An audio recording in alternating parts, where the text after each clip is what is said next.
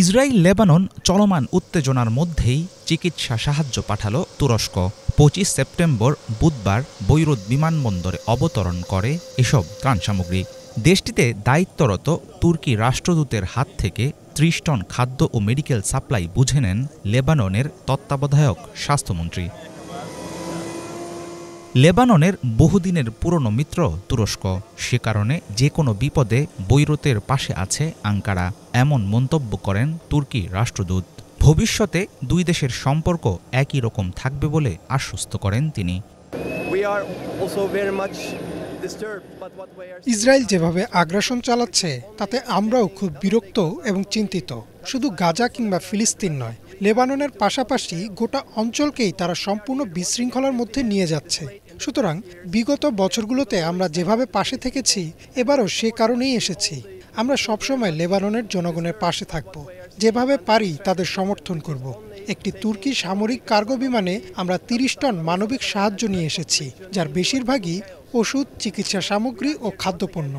আপনারা নিশ্চিন্ত থাকুন, লেবাননের জনগণের প্রতি তুরস্কের সমর্থন সবসময় অব্যাহত থাকবে। দেশের ঘোর বিপদের মধ্যে তুরস্কের সহায়তার জন্য কৃতজ্ঞতা প্রকাশ করেছেন লেবাননের দায়িত্বশীল স্বাস্থ্যমন্ত্রী। যুদ্ধে আহতদের চিকিৎসার জন্য শীঘ্রই বিশেষায়িত একটি তুর্কি হাসপাতাল খোলার ঘোষণাও দিয়েছেন তিনি। এই ত্রাণ সাহায্যের লক্ষ্য চিকিৎসা খাতের প্রয়োজনীয় ওষুধপত্রে ঘাটতি পূরণ করা, পাশাপাশি লেবাননে ইসরায়েলি আক্রমণের বেড়ে যাওয়ার মধ্যেও মেডিকেল সেক্টর যাতে ঠিকমতো দায়িত্ব পালন করতে পারে সেটা নিশ্চিত করা।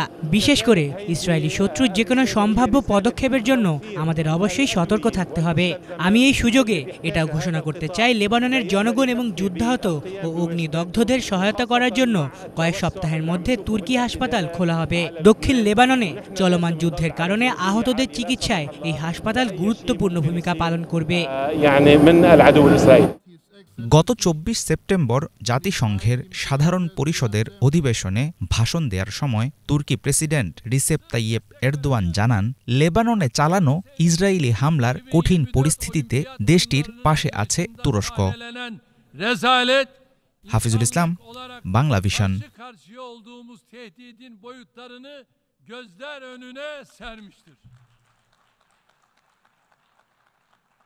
Masum çocukların her yaştan ve inançtan yüz milyonlarca insanın izlediği bir spor etkinliği